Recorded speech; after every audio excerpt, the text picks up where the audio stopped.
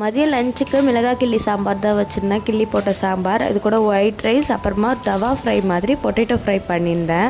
இதுக்கு 2 பொட்டேட்டோ இருந்தால் கூட போதும். பொரியல் பண்ணதுக்கப்புறமா நிறையா வர்ற மாதிரி இருக்கும். பொட்டேட்டோவை இந்த மாதிரி ரவுண்ட் ஷேப்பில் நல்லா மெலிசாக கட் பண்ணிக்கணும். காரத்துக்கு வீட்டில் அரைச்ச குழம்பு மிளகாய்த்தூள் 2 ஸ்பூனு, கொஞ்சமாக மஞ்சத்தூள், கொஞ்சமாக பெருங்காயத்தூள், கொஞ்சமாக உப்பு போட்டு தண்ணி லைட்டாக கலந்து மிக்ஸ் பண்ணி வச்சுக்கணும். வேணும்னா சில்லி பவுடர் கூட போட்டுக்கலாம். இப்போ தோசைக்கல் சூடானதுக்கப்புறமா ஒரு 2 ஸ்பூன் எண்ணெய் ஊற்றிட்டு கடுகு உளுத்தம்பருப்பு போட்டு அது பொரிஞ்சதுக்கப்புறமா கருவேப்பிலை கொஞ்சம், பூண்டு கொஞ்சம் தோல் உரிச்சிட்டு இடித்து சேர்த்துருக்கேன். இப்போ மிக்ஸ் பண்ணி வச்சுருக்க பொட்டேட்டோவை ஒன்றா எடுத்து சேர்த்துட்டு லாஸ்ட்டாக இருக்கிற தண்ணியை அது மேலே ஆட் பண்ணி ஒரு ஸ்பூன் எண்ணெய் அதில் சுற்றி ஊற்றிக்கலாம். இப்போ நல்லா திருப்பி விட்டுட்டே இருந்தோம்னா பொட்டேட்டோ ஃப்ரை ரெடி ஆகிடும். ஆனால் எண்ணெய் ட்ரையாக இருக்காது, நல்லா திருப்பி விட்டுட்டே இருக்கணும். ஃபைனலாக இந்த கலருக்கு வந்ததும் அதை வேறு பாத்திரத்தில் மாற்றிட்டு இது கூட சுட சுட ஒயிட் ரைஸ், அப்புறம் மிளகாய் கிள்ளி சாம்பார், அது கூட பொட்டேட்டோ ஃப்ரை வச்சு சாப்பிட்டோம்னா சூப்பராக இருக்கும் டேஸ்ட்டு. கண்டிப்பாக ட்ரை பண்ணி பார்த்துட்டு கமெண்ட்டில் சொல்லுங்கள். இன்னொரு வீடியோவில் பார்க்கலாம். பாய்.